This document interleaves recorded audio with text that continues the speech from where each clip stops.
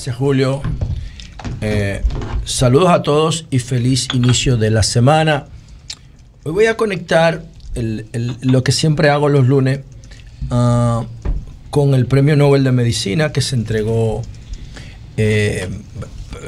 hoy mismo, pero en horario de Europa. ¿Quiénes son los científicos? Se llama, ganaron dos. Gringos. Katalin Karikó y Katalin Karikó es húngara. Y un norteamericano, que los norteamericanos son líderes mundiales Nobel, lo ganan casi todos. Y entonces este se llama Drew Weissman, que es inmunólogo, es gringo, es norteamericano. Quiero conectar esto con lo que siempre hago de alimentación inteligente los lunes, porque hay gente, inclusive médicos, que me dicen a mí cuando me escuchan, ven mis videos, etcétera, me dicen: Lalu, tú vas a ser el muerto más sano del cementerio. Ay, sí.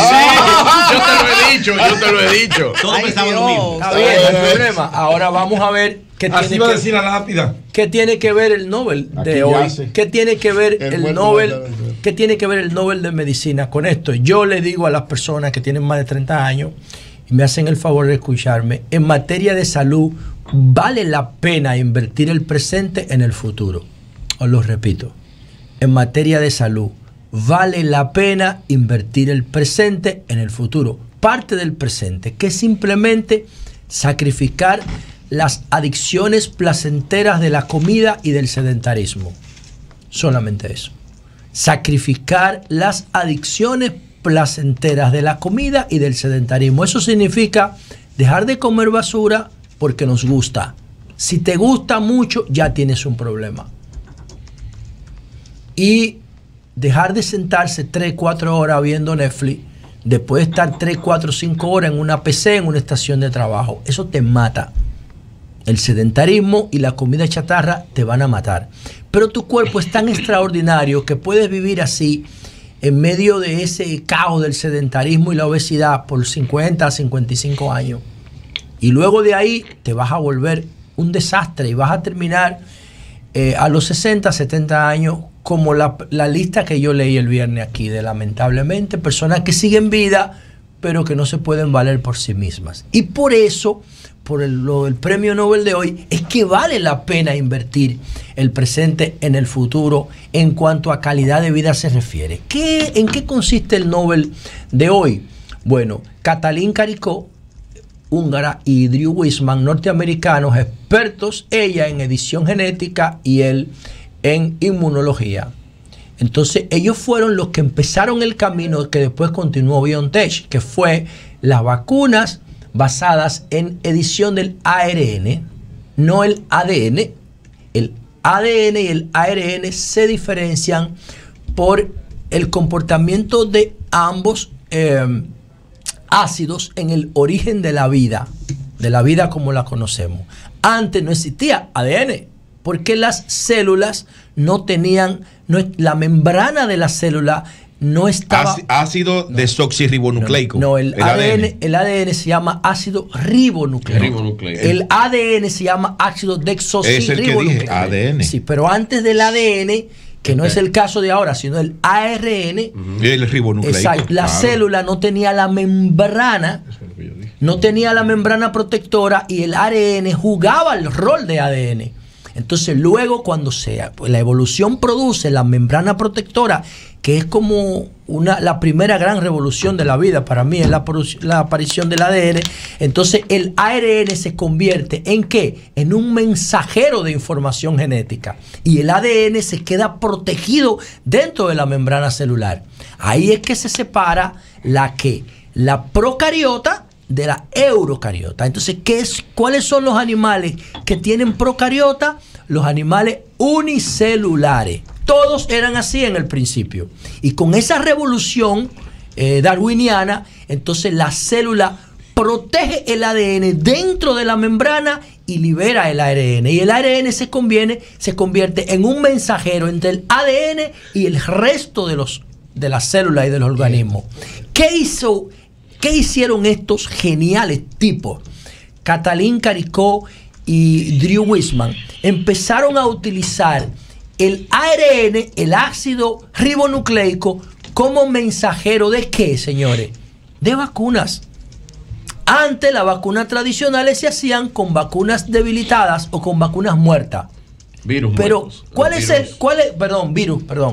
es el promedio de años? Para que tengan una idea. El SIDA, el VIH, se descubrió a principios de los 80, ¿verdad? Bueno, tiene más de 40 años y no tiene vacuna. Porque el virus muta permanentemente. Bueno, señores, la vacuna del COVID se consiguió en 11 meses. Y mucha gente pensaba que eso iba a dar error porque estaba improvisado, estaba acelerado por la crisis. Miren, pues no dio error. Y ahí están las vacunas del COVID basadas en ARN. Pero resulta, y esto es lo más importante que ustedes tienen que escuchar de este gran acontecimiento, que Katalin Karikó y Drew Weissman o los de BioNTech no estaban investigando COVID, ni estaban investigando vacunas. No, ellos estaban investigando la capacidad del ARN como mensajero para enfrentar enfermedades como el cáncer, por ejemplo, o como el Alzheimer. Entonces, como se presentó la crisis del COVID, ellos orientaron su investigación hacia la vacuna. Ellos no estaban investigando vacunas, ellos estaban investigando el cáncer. Por eso yo digo que la ciencia nos presenta esta nueva frontera. ¿Y cuál es la clave de esto? Y aquí está el punto fundamental. Señores, atención a la gente, por favor. Miren, hay una tecnología que ganó el premio Nobel hace como 3 años que se llama CRISPR. El CRISPR no es más que una tijera de edición genética. Esto es una locura. Para que tengan una idea, insisto, los que tienen más de 30 años, cómo nosotros hacíamos con los cassettes cuando se machacaban. Lo que hacíamos con los cassettes cuando se machacaban era que le cortábamos con una tijera la parte machacada, que se oía mal en el radio cassette, pegábamos con cuté, con el cuté de mi hermana, y entonces ya la cinta solamente tenía un pequeño saltito. Con tape transparente. O con tape transparente que tú podías... Y ahí daba un brinquito. Exacto, un ligero brinquito. ¿Qué hizo Chris? La tijera de edición genética. Hace, señores, oigan esta vaina. Hace copy-paste. Perdón, no es copy-paste, es cut and paste. Corta la célula donde está dañada y la pega otra vez. Esa es la tijera de edición genética, CRISPR, que ganó un premio Nobel de hace como 4 años de medicina. Bueno, esa tijera de edición genética es lo que BioNTech utiliza para cortar y pegar genes y poder hacer la vacuna del COVID. Junto a esta investigación le han dado el premio Nobel en menos de 5 años a 2 acontecimientos científicos que tienen que ver con ¿qué?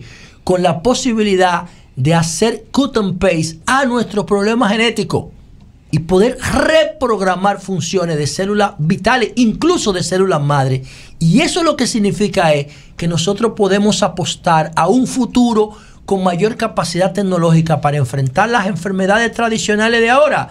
Las enfermedades autoinmunes, el Alzheimer, el Parkinson, los problemas cardiovasculares, los problemas de cáncer más comunes. O sea, significa que la juventud de hoy, si se cuida, mañana no va a tener que estar arrastrándose en los hospitales como están los viejos de hoy. Y por eso tienen que cuidarse, porque la ciencia garantiza un futuro brillante para enfrentar con éxito las enfermedades más comunes de ahora. Eso es lo que premia el Nobel en el día de hoy, empezando el mes de octubre, que es la fiesta de los premios Nobel. Entonces, con relación a la primaria del PRM, yo quiero decir... Y antes de eso, la luz, a ese que te dijo que tú serías el muerto más sano. Fue aquí que lo dijo. Ahorita yo le voy a decir quién es. No le hagas caso. Esa gente que habla así es porque te tiene envidia, porque no tienen la disciplina que tú tienes para mantener las prácticas. Y tú sabes qué hacen ese tipo de gente que te critica. Van a una estación de gasolina y le echan gasolina premium a su vehículo, pero en su cuerpo echan la basura que produce gran parte de la industria de la alimentación para hacer dinero, y es basura para el organismo, y ellos Porque son adictos. Que eso vaya a su cuerpo. Porque son adictos. No me mires así, Virgilio, que porque son adictos, porque son adictos. Pero es una adicción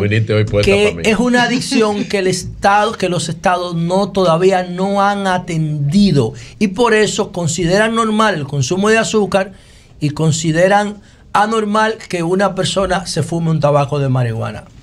Es que fumar es malo, siempre es malo. No estoy promoviendo eso. Estoy diciendo que si tú comparas los impactos, que fue lo que intenté hacer con el picapollo, la gente no lo entiende, los patrones de consumo son brutales. Se consumió mucho picapollo. Son brutales en favor de una definición de adicción de temas como esa comida chatarra, el azúcar o las harinas refinadas o los aceites refinados. Entonces, señores, con relación a la primaria del PRM, yo he dicho, lo estoy diciendo hace unos meses, que el PRM está siguiendo el mismo patrón del PLD, de Leonel y Danilo, pero evitando los escándalos que sacaron al PLD del poder. Pero al PLD no lo sacó solamente los escándalos de la Marcha Verde. No, al PLD lo sacó del poder la división. Son dos elementos que tienen que mantener cuidados el PRM. La división interna y la corrupción. Esos son los dos elementos que sacaron al PLD del poder. El modelo económico del PLD, el PRM lo reprodujo como si fuera un calco y está dando resultados. Mírenlo ahí, porque es un modelo económico eficiente que combina lo mejor del capitalismo con la necesidad del socialismo. Y ahí está. Eso es lo que han hecho los nórdicos. Hay muchísimo socialismo repartiendo, aunque con muchas distorsiones. Y hay un capitalismo que no tiene obstáculos, inclusive le están derribando los obstáculos que pudieran tener, eficientizando los procesos públicos. Bueno, entonces, salvo esto, es lo mismo, es el mismo modelo. Yo lo veo prácticamente calcado. Entonces, eso se reflejó ayer en el comportamiento de las primarias. El PLD tuvo su mayor reto en el 2007. ¿Por qué? Porque Leonel y Danilo eran un mismo cuerpo electoral y político. Lo que pasa es que Leonel de ese cuerpo era la cabeza y Danilo era el resto del cuerpo, el operativo. Cuando ese cuerpo político empezó a dividirse, el PLD empezó a fragmentarse. Mientras se mantuvieron unidos desde el 96 hasta el 2020, solamente perdieron una vez, que fue en el 2000. Y perdieron porque el primer gobierno del PLD generó un efecto de choque. Y la sociedad no lo entendió. Pero desde que lo compararon con los demás, lo volvieron a poner. Y Leonel y Danilo juntos, desde el 2004, ganaron elecciones consecutivas, que habían elecciones de medio término. Ganaron en el 2004, en el 2006, en el 2008, en el 2010, en el 2012. Y en el 2016, ya a partir de ahí, vino la ruptura porque Danilo intentó cambiar las reglas del juego. A pesar de lo del 2015, la estructura, la unidad se mantuvo. Pero Danilo quiso cambiar las reglas del juego otra vez en el 20 con la Constitución y ya Leonel se fue. Después de las elecciones con Gonzalo. Entonces, ese patrón de comportamiento se mantuvo exitoso hasta que hubo unidad y hasta que vinieron todos los escándalos de corrupción de Odebrecht, que no afectó solo al PLD, afectó al sistema de partido entero. Pero ahora miren cómo los proyectos de Odebrecht los están retomando otra vez. Porque en términos de eficiencia eran buenos. Ahora, ¿qué pasa con Luis? Yo decía, Danilo, Luis va a tener un efecto como el que buscaba Leonel en el 2007, 90-10. Mírenlo ahí, 90-10. Porque Luis está haciendo un gobierno exitoso, no tiene escándalo de corrupción y tiene un partido unido en torno a él. Las disidencias, es así. Si no es así, es correcto. ¿Por qué tú crees que no tiene escándalo de corrupción? Correctísimo. A nivel el gobierno. A nivel estructural. El gobierno. Dime uno. A nivel estructural. No hay ninguno sometido. A nivel estructural, no estamos hablando de eso. Corrupción es corrupción. Yo estoy hablando de eso. Corrupción es corrupción. Está bien. De cualquier manera, no me vengas ahora con un esquema específico. Escúchame. De cualquier manera es corrupción. Cálmate, está bien, pero no es que me calme. Está bien, pero déjame un segundo. Dame un segundo. Odebrecht, el escándalo de Odebrecht. Odebrecht no era un escándalo del PLD. Espérate. Odebrecht no fue un escándalo del PLD. Odebrecht involucró a toda la clase política. Déjenme hablar. Señores, el escándalo, no dije que fue sistémico. Lo acabo de decir que fue sistémico. Ahora, ¿qué provocó la marcha verde? ¿Qué provocó la marcha verde aquí? Además, los escándalos el gobierno dominicano es el más corrupto de la historia después que termina. Eso es la historia. Es decir, el gobierno más corrupto de la República Dominicana siempre es el que se acaba. Es el que se acaba. Señores, yo dije que Odebrecht fue un problema sistémico. Está grabado ahí, lo acabo de decir un minuto. Ahora, ¿qué provocó el escándalo de Odebrecht aquí? ¿No provocó la marcha verde? Entonces, si él, independientemente de que estuviera gobernando, si hubiese estado gobernando el PRM, el escándalo de Odebrecht hubiese provocado la marcha verde. Lo hubiese provocado. Ahora, ¿qué es lo que yo estoy diciendo? Que ahora mismo en la actualidad no hay un pico de corrupción que te provoque una marcha verde. No la hay. Ahora, como dice Julio, que se averigüe algo después, pues es otra cosa. Eso es normal. Pero no hay algo que descomponga tanto a la sociedad como para que la sociedad empiece a organizarse en contra del fenómeno. No lo hay ahora. Yo no lo veo. Pues sí, hay un paquete de cosas que tú dices, wow, eso puede ser un escándalo de corrupción. Y esto, y esto, y esto. ¿Y tú crees que la corrupción es el único factor que importa en esto? No, dos. Yo dije que son dos. ¿Cuál es el otro? La unidad partidaria.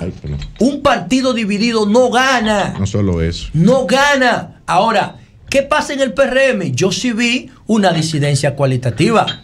La vi en Guido, que sacó un 5%. Para el sistema, un 5% de mayoría. Aquí hay partidos. Mira, Leonel, todo lo que hizo para que le dieran ese 5%, para buscar los cuartos, el financiamiento. Un 5% para el sistema electoral. Ya hay mayoría. Ah, bueno, Guido sacó un 5%. Obviamente, Guido y Ramón Albuquerque tienen la característica que no tenía el PLD. Porque Danilo era funcionario del gobierno y repartía cargos. Danilo, de 10 nombramientos, Danilo tenía 8 garantizados para su gente. Leonel no nombraba, era Danilo. Entonces Danilo le estaba haciendo una estructura a Leonel para enfrentarlo. Ese no es el caso de Guido y de Albuquerque. ¿Qué significa esto? Que la minoría de Guido y de Albuquerque es cualitativa, que era lo que yo le decía a Simón. En el PLD se entendía que Danilo le sacara un 30 porque Danilo gobernaba el PLD por debajo. Pero Albuquerque y Guido no pueden nombrar. Puede ser que algún funcionario lo apoyara, pero no tienen la capacidad del gobierno para llevar gente a votar. Por eso para mí esa disidencia no está expresando lo que es. Ojo con esto, ¿eh? Yo fui el que dije aquí hace 2 semanas que si Luis no ganaba en la primera vuelta me retiraba de los medios, ¿verdad? Bueno, pues yo estoy diciendo que eso de Guido y Albuquerque no refleja los números. Porque si tú comparas la capacidad de movilización del gobierno, ellos no están en el gobierno. Eso es más profundo de ahí. Bien. Por eso yo, si yo fuera el presidente Abinader, no solamente los menciono a ellos, yo los convoco y los integro electoral y gubernamentalmente. Cambio fuera.